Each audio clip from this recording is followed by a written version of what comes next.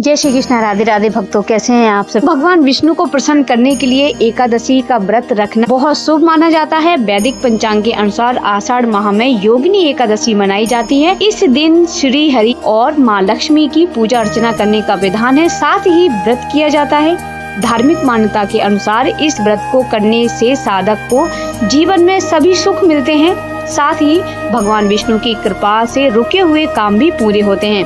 तो आषाढ़ माह के कृष्ण पक्ष की एकादशी का नाम है योगिनी एकादशी। योगिनी एकादशी तिथि 21 जून को सुबह 7:18 से शुरू होगी और वहीं इस तिथि का समापन 22 जून को सुबह 4:27 पर होगा।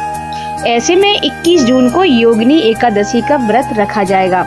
तो आइए जानते हैं योगिनी एकादशी के पारण का समय क्या है। योगिनी एकादशी व्रत का पारण द्वादशी तिथि पर करना चाहिए।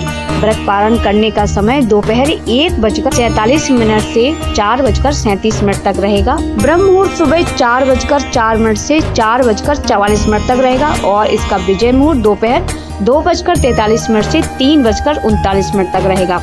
गोधूली मुहूर्त है शाम को 7:21 से और शाम को 7:41 तक। निशिता मुहूर्त भी आप जान लें, रात को 12 बजे से 3 जून को 12:47 तक रहेगा। इस योगिनी एकादशी में आपको क्या दान करना है और माता तुलसी को कैसे प्रसन्न करना है, चलिए ये भी हम जान लेते हैं।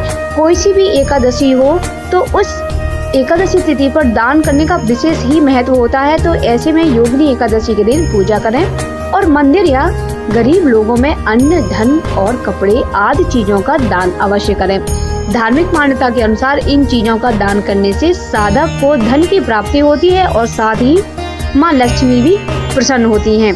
एकादशी के दिन तुलसी की पूजा अर्चना करने का विधान है। ऐसे में इस तिथि पर तुलसी के पास दीपक जलाकर आरती करें।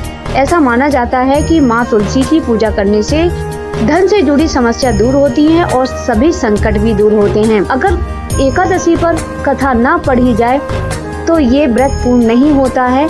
तो हम आपको इसकी व्रत कथा भी सुनाते हैं, योगिनी एकादशी की व्रत कथा। एक बार धर्मराज युधिष्ठिर कहने लगे कि भगवान, मैंने ज्येष्ठ शुक्ल एकादशी के व्रत का महात्म्य सुना, अब कृपया आषाढ़ कृष्ण एकादशी की कथा सुनाइए। इसका क्या नाम है, महात्म्य क्या है और हमें ये भी सब बताइए।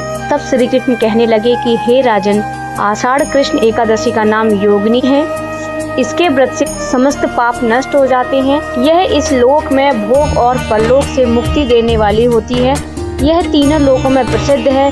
मैं तुमसे पुराणों में वर्णन की हुई कथा कहता हूँ तो ध्यान पूर्वक सुनो। तो एक बार स्वर्ग धाम की अलकापुरी नामक नगरी में कुबेर नाम का राजा राज्य करता था। वह शिव भक्त था। वह प्रतिदिन शिव की पूजा किया करता था। हेम नाम का माली उसके लिए प्रतिदिन फूल चुन के लाया करता था। एक दिन वह जब महाराज के लिए फूल चुनकर ला रहा था, तभी उसे अपनी पत्नी की याद आ गई, जिसका नाम विशालाक्षी था। फिर वह फूल लेकर अपनी पत्नी के साथ जाके हास्य विनोद करने लगा और उसी के साथ रमण करने लगा। तब महाराज पूरे दिन उसका इंतजार करते रहे और तब उन्होंने अपने सैनिकों को उसके घर भेजा और ये देखने के लिए कहा कि वो अभी तक फूल लेकर क्यों नहीं आया। तब उस राजा के सैनिक जब गए तो उन्होंने बताया कि हे माली तो अपनी पत्नी के साथ में हास्य विनोद कर रहा है। उसके बाद महाराज को गुस्सा आया और उन्होंने उसको श्राप दे दिया कि तुम कोढ़ी का जीवन व्यतीत करोगे। इतना कहते से ही हे माली स्वर्ग से धरती लोक पर आ गिरा और बहुत सारे कष्टों को भोगने लगा। और एक दिन वह जंगल में घूम रहा था, तभी वो मार्कंडेय ऋषि के आश्रम में पहुंचा, जो कि ब्रह्मा से भी ज्यादा वृद्ध थे। और उनके आश्रम में पहुंचते से ही उसने उन ऋषि को अपनी सारी व्यथा सुनाई। तब ऋषि ने बोला, अपने कष्टों से निवारण के लिए योगिनी एकादशी का व्रत कर। उस हे माली ने ऋषि के कहे अनुसार से पूजा विधि करके उसने उस व्रत को पूर्ण किया और उस व्रत के पुण्य फल के प्रताप से वह दोबारा से अपने पहले वाले रूप में आ गया और वह स्वर्गलोक को चला गया। तो भक्तों, ये थी योगिनी एकादशी की व्रत कथा। अगर आपको ये वीडियो, ये जानकारी पसंद आए तो आप मेरे वीडियो को लाइक करें और चैनल को सब्सक्राइब जरूर कर लें। तो मिलते हैं अगले वीडियो में, तब तक के लिए आप अपना ध्यान रखें। जय श्री कृष्ण। राधे राधे। श्री हरिदास। आप सभी का दिन शुभ हो।